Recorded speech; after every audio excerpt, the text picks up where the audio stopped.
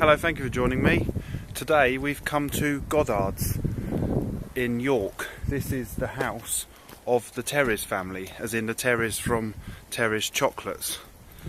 This is a beautiful arts and crafts house built in 1927, and it's got some lovely gardens, so I'm going to take you around the gardens and tell you a bit about the place. Now, I haven't actually been inside the house, so I can't tell you too much about what's inside, but I'm going to go and have a look after I've been around the garden. So these are the lovely gardens we have here. We've got a nice pond.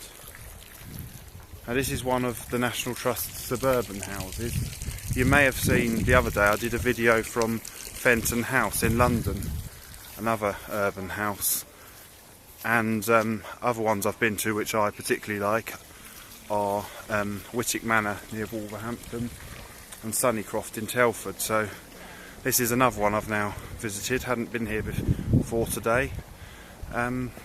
So yeah, here we are. I'm going to show you a bit around the gardens. We're kind of we're south of the city centre, and York Racecourse, you can't really see it, but it's over there. So Terry's chocolate oranges, as they're very famous. It actually started that he made a chocolate apple, believe it or not, and he then made a chocolate orange, and that's what caught on and became very popular.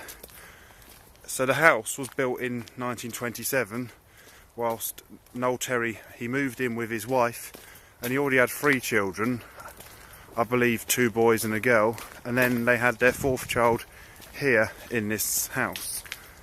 So we've now just come down to the water gardens. I always love water gardens. Quite tranquil and lots of rocks. It's a bit like a rockery sort of that you walk through. You can see there's the ponds. There's some ducks on the lake, or it's quite a lake, but you know what I mean. You can just see there's the pond, and there's like a cascade over there that's not actually switched on today.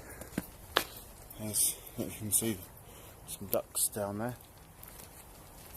So this house, like I said, it's about a mile south of York. So if you ever come up to York, it's probably a 20-minute walk from the railway station and the city centre, or a short bus ride.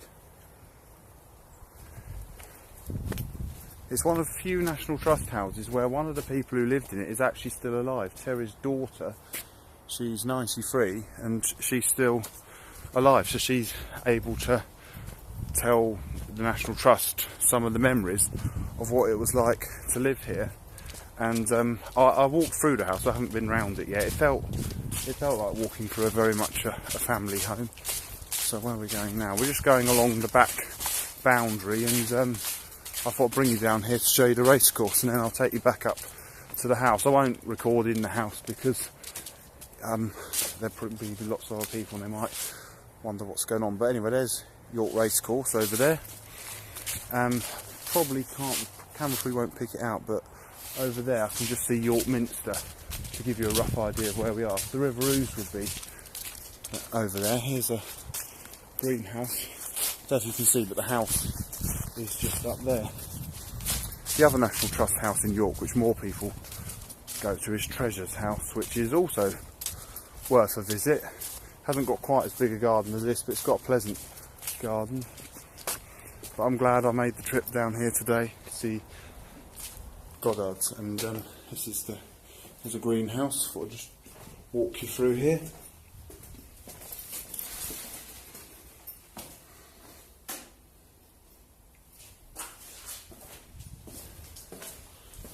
Got some, you can see that's some cacti.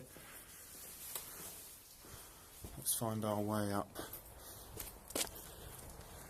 to the main lawn again. I'll have to come in the summer one day to see all the flowers when they're out, but there is something nice about walking around these places in the autumn.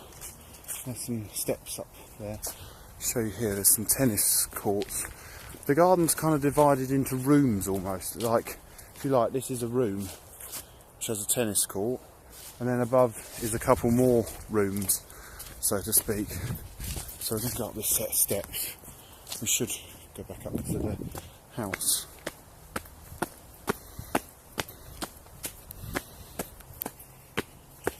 and you'll soon, behind me, see the house again. So coming into this room, yeah, that's it. See, there's the house. So I think it's a really... I just tripped over one of the croquet things, if you wondered what that was. See these things in the ground, I didn't see them. Yeah, so I can get through the rest of here without tripping over. So there's Goddards House. There's lots of nice patterns in the brickwork. I think yeah, it's a very nice arts and crafts house. Inside it, what I have seen of inside feels a lot older than the 1920s. But it was only built in 1927. So I hope you enjoyed this video, and like I said, if you do come to York, then it's worth a 20-minute walk from the city centre or the railway station to visit Goddards. So thank you very much for watching. Goodbye.